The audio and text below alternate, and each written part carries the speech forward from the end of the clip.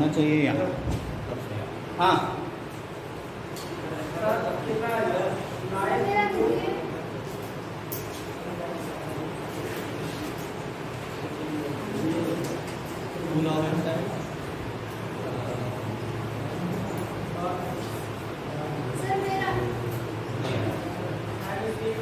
हाँ तुम देखो सिंप्लीफाई करना है लॉग सबको, ठीक है।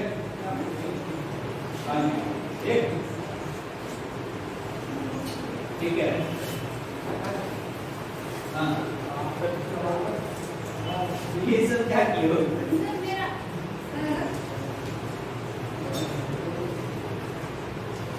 गलत लग रहा है मुझे, नहीं सही लग रहा है। सर इसमें लॉग m की पावर n का फॉर्मूला लगा सकते हैं। लॉग m की पावर n, लॉग m की पावर n, बहुत सारे लॉग की प्रॉपर्टी लगेगी और कुछ नहीं लगेगा।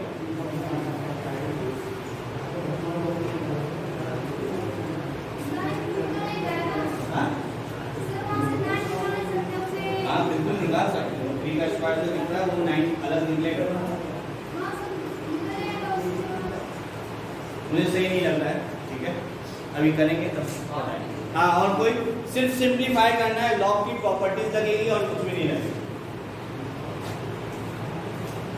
लॉग पढ़े हो या नहीं पढ़े हो? पढ़े हो? देखो मैं बताऊं या कोई करेगा? हाँ और बताएं जो लोगों ने गलतियां की है, क्या ये 3 की पावर x जैसा चीज है? क्या ये 3 की पावर x जैसी चीजें हैं? यहाँ पे x तुमको क्या लीनियर दिख रहा है? यहाँ पे x लीनियर है, लॉग के टर्म्स है, लॉग ऑफ x है, लीनियर कैसे हो गया? अरे समझ में आ गई बात? ये लीनियर नहीं है तो ये वाला फॉर्मूला मत लगा देना 3 की पावर x अपॉन लॉग 3, ये फॉर्मूला नहीं लगेगा क्योंकि ये एक्सप्रेशन लीनियर नहीं है, लॉगरिथम में है। समझ में आ गई बात जिसने ये गलतियां की है?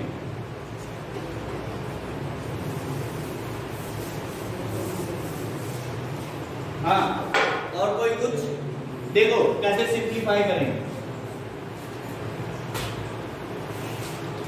ये कुछ इस तरीके का लिखा हुआ है तो इसको मैं क्या लिख सकता हूँ? 3 की पावर x इंटू 3 स्क्वायर लिख सकता हूँ। आज ही बताएं। तो सबसे पहले इतना लिखो, तो इतना लिखने का मतलब क्या होगा? 3 की power 4 log x to the base 9 into 3 square. कोई दिक्कत? अरे क्लियर है? इस 3 स्क्वायर को मैं क्या लिख सकता हूँ? 9, और वो तो कांस्टेंट होगा तो मैं बाहर लिख सकता हूँ। कोई दिक्कत यहाँ तक? नहीं। अब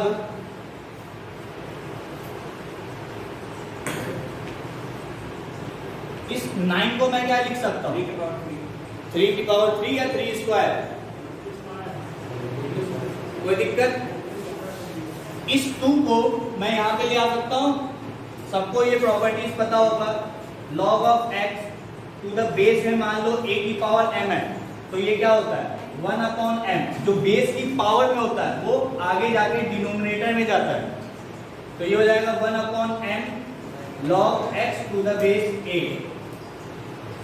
कोई दिक्कत? अरे कोई दिक्कत? ये क्या था? बेस के पावर में था, बेस के पावर में डिनोमिनेटर में जाता है। यदि यही चीज आर्ग्यूमेंट के पावर में होता, मान लो log ऑफ x की पावर n होता टू द बेस a होता तो क्या होता? ये n आगे चल जाता, वो न्यूमरेटर में जाता। कोई दिक्कत? ये दो log की प्रॉपर्टीज है।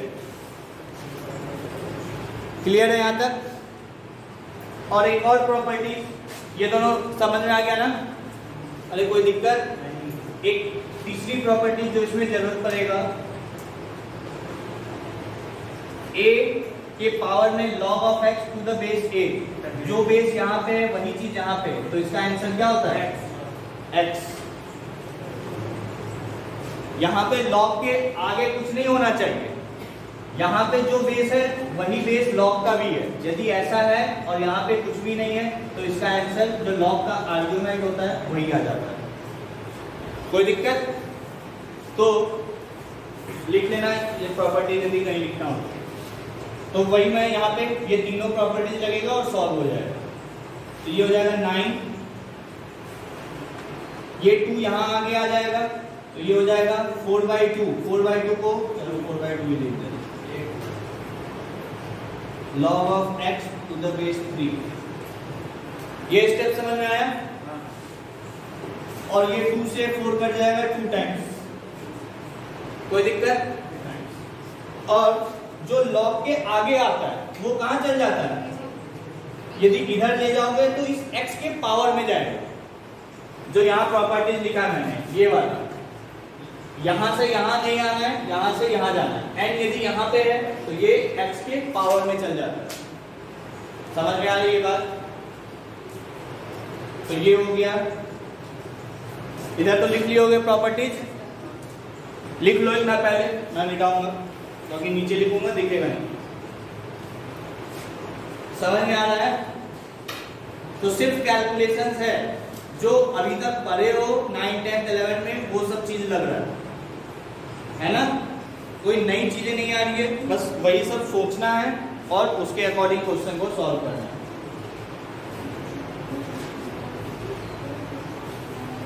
ये लिख लियो।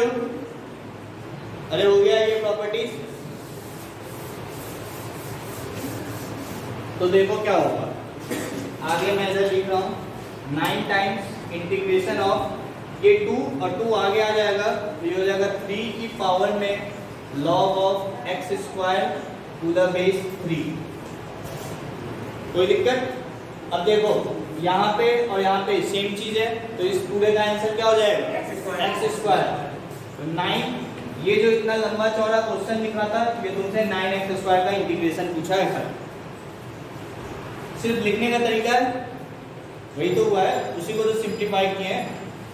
x² का इंटीग्रेशन x3/3, 3 से 9 कट जाएगा तो ये आ जाएगा 3x3। आसान सा क्वेश्चन था या टफ था? आसान था? हाँ, कर सकते थे, ठीक है, कर सकते थे इस question.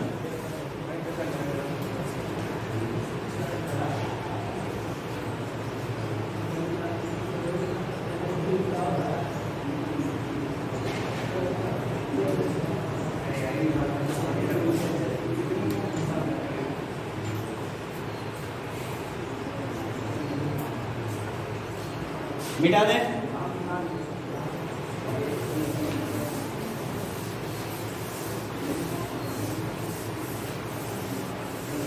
Next question, x² upon x+1 dx।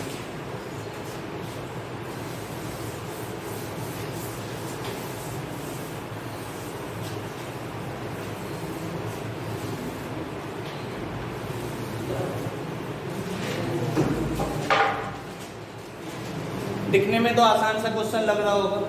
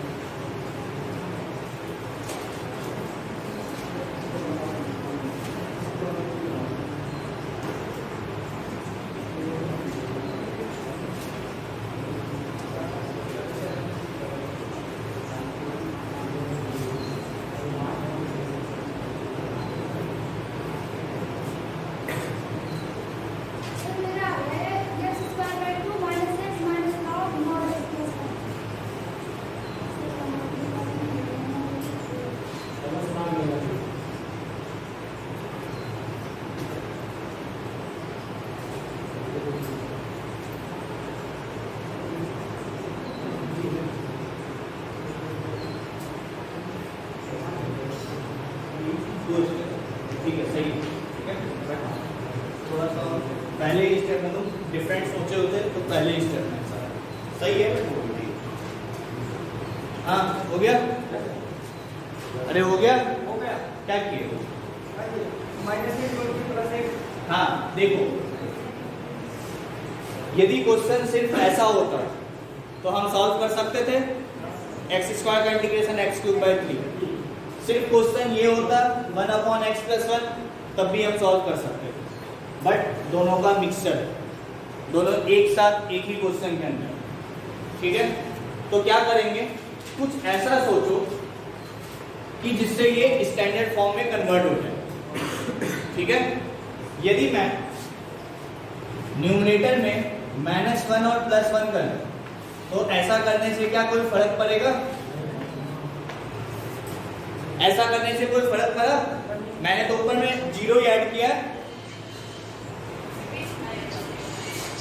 मैंने तो ऊपर में 0 ही ऐड किया, और 0 ऐड करने से तो कोई क्वेश्चन चेंज हुआ नहीं, या क्वेश्चन पे कोई फर्क तो पड़ा नहीं, है ना। बट ऐसा करने से तुम्हारा क्वेश्चन सॉल्व हो गया। कैसे सॉल्व हो गया? तुम इसको सेपरेट करो,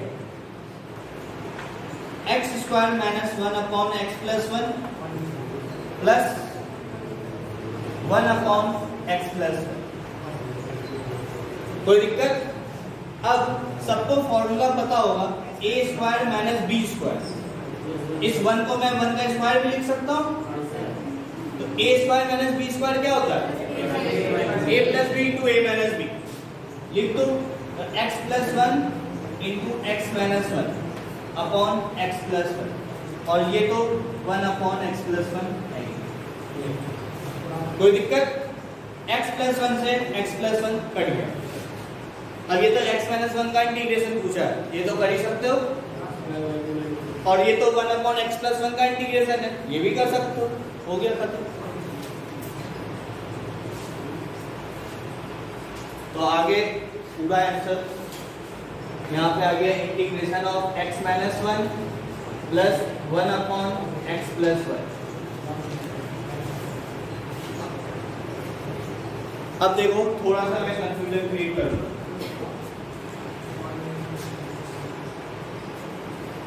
हाँ यहां तक लिख लियो सब लोग, समझ में आ गया? अब देखो, मिटा दे इसको,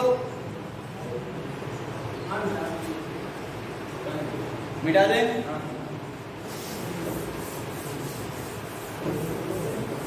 हाँ, x-1 का इंटीग्रेशन क्या होगा? तो बहुत लोग होंगे वो लिखे होंगे x², x का इंटीग्रेशन x², 1 का इंटीग्रेशन x प्लस 1/x+1 का, हाँ सॉरी यहाँ पे /2 दिया है ना, और 1/x+1 का integration log mod x+1 plus c। इसमें कोई कंफ्यूजन? कोई कंफ्यूजन नहीं। इसी को मैं एक और तरीके से इंटीग्रेट कर सकता हूं। कैसे? तो देखो, चलो इस पार्ट का इंटीग्रेशन तो यही रहेगा, तो इसको तो यही लिख दिया, इतना कोई दिक्कत? अब ये x-1 है, लीनियर है, x-1 को मैं कैपिटल X मान सकता हूं, x⁴ 1 है, x⁴ 1 का इंटीग्रेशन क्या होता है? x²/2। x क्या था मेरे लिए? मैं ये भी लिख सकता हूं। कोई कंफ्यूजन? किसी को कोई भी कंफ्यूजन हो तो पूछ लो। मैं ये लिख सकता हूं या नहीं लिख सकता हूं? इस पूरे, क्योंकि ये एक लीनियर टाइप का है, लीनियर है तो तुम x कैपिटल X के जैसे मान सकते हो, और कैपिटल X का इंटीग्रेशन x²/2। x मेरे लिए ये था तो x²/2, और x का कोफिशिएंट 1 है इसलिए कुछ भी नहीं लिखे। कोई दिक्कत? क्या ये आंसर और ये आंसर सेम है?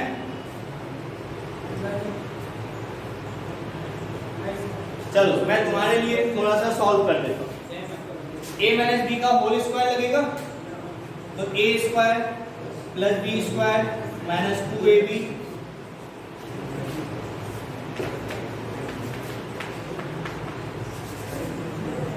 ये हो गया x²/2 plus 1/2 - x plus ln mod x+1 plus c। क्या ये आंसर और ये आंसर सेम है या नहीं? सेम है, दोनों आंसर सेम है। क्यों सेम है? मैंने बताया था ये जो एक कांस्टेंट है जो हाफ, इसको मैं इस सी के साथ क्लब कर सकता हूं, कोई दिक्कत? तो ये कांस्टेंट और ये कांस्टेंट मिलके एक नया कांस्टेंट बन जाए। तो ये आंसर लिखो या ये आंसर लिखो, दोनों सेम है। कोई दिक्कत, कोई कंफ्यूजन?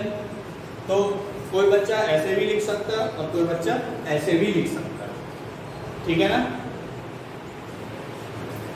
लिख लो।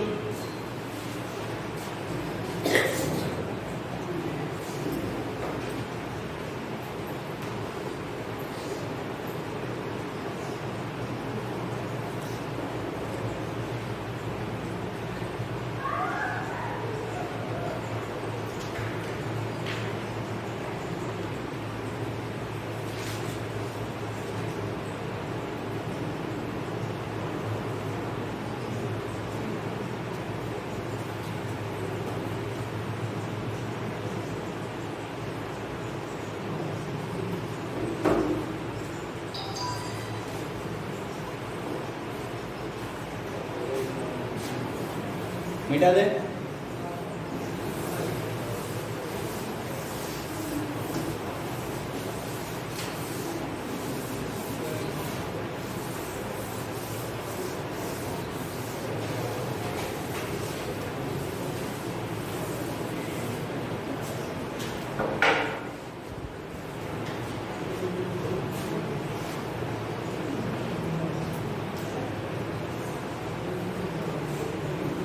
यदि मैं cos क्यूब x का इंटीग्रेशन पूछूं तो कैसे करूं? सर cos 3x का फॉर्मूला होता है। अब cos क्यूब x कहां पे देखते हो ट्रिग्नोमेट्री में?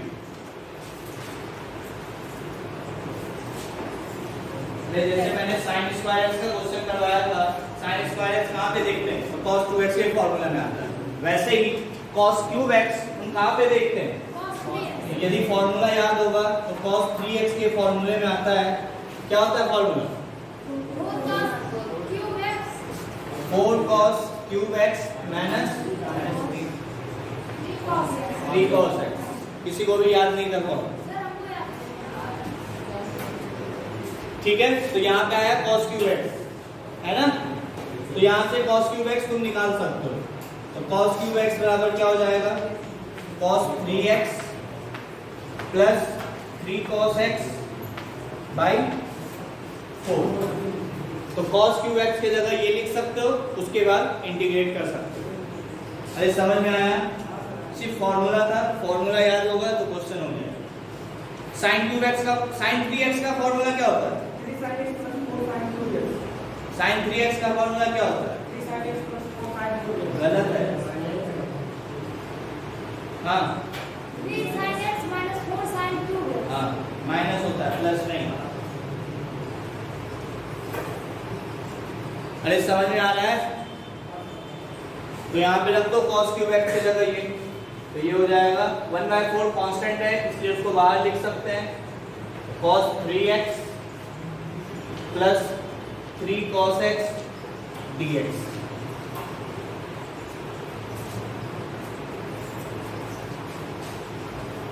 तो देखो ट्रिग्नोमेट्री भी यूज हो जा रहा है और इंटीग्रेशन तो यूज कर ही रहे हैं, है ना? तो फॉर्मूला इंपॉर्टेंट है, सारा फॉर्मूला याद होना चाहिए। ऐसा नहीं कि 11th में पढ़े 12th में छोड़ दिए। बिना ट्रिग्नोमेट्री के फॉर्मूले से कोई चैप्टर नहीं होने वाला, सारे चैप्टर में ट्रिग्नोमेट्री आएगा।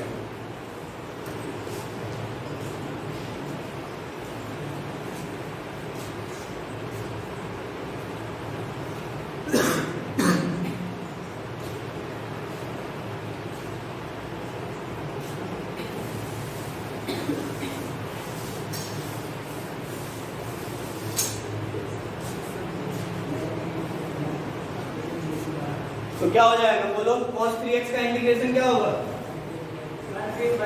sin 3x by 3 प्लस 3 को एलिमिनेट और cos x का इंटीग्रेशन sin x हो गया। कोई दिक्कत? अरे कोई दिक्कत?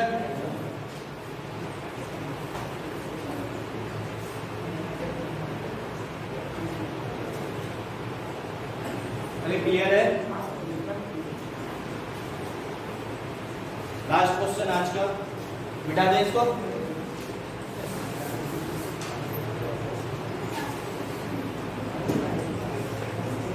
sin x into sin 5x dx।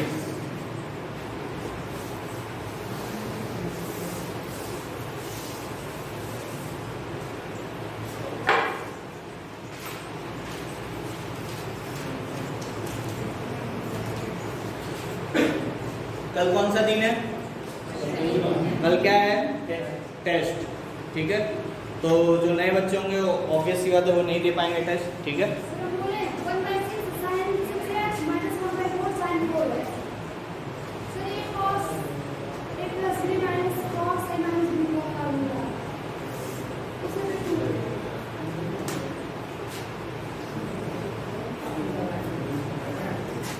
इसका फॉर्मूला है ये, बस इतना ही। थोड़ा सा गलती है, फॉर्मूला है मतलब जितना पार्ट बोलो वो तो सही है बट कुछ मिस कर दो।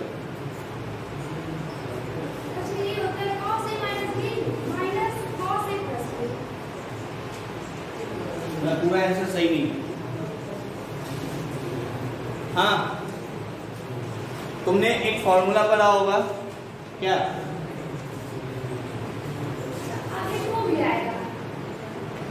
To sine A sine B, क्या होता है इसका फॉर्मूला?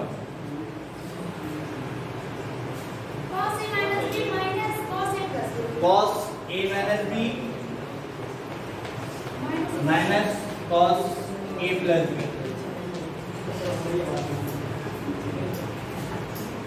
ठीक है,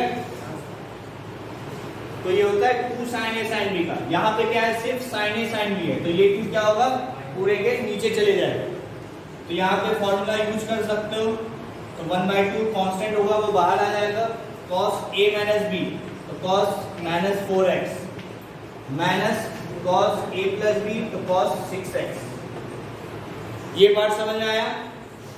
अरे फॉर्मूला लगा रहा हूँ सिर्फ, और कुछ भी नहीं कर रहा हूँ। तो फॉर्मूला देख सकते हो कितना इंपॉर्टेंट है ना?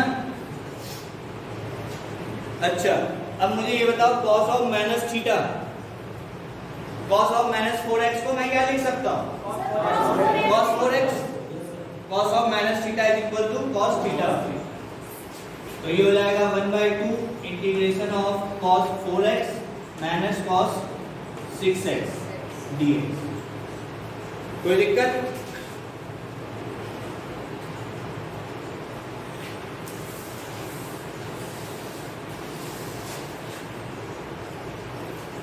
तो इसको ऊपर सॉल्व करना है, तो 1/2 cos 4x का इंटीग्रेशन sin 4x अपॉन 4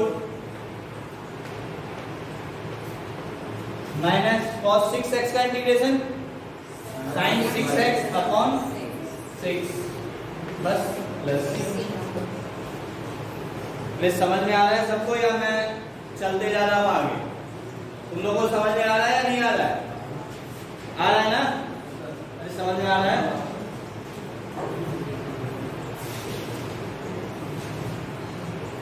तो आज के लिए इतना ही। नेक्स्ट कल मोस्ट प्रोबेबली टेस्ट होगा, बट जब तक मैं नहीं आऊं तब तक चले मत जाओ। जैसे केमिस्ट्री की क्लास तो करोगे ना, 3 से 4 केमिस्ट्री रहेगी।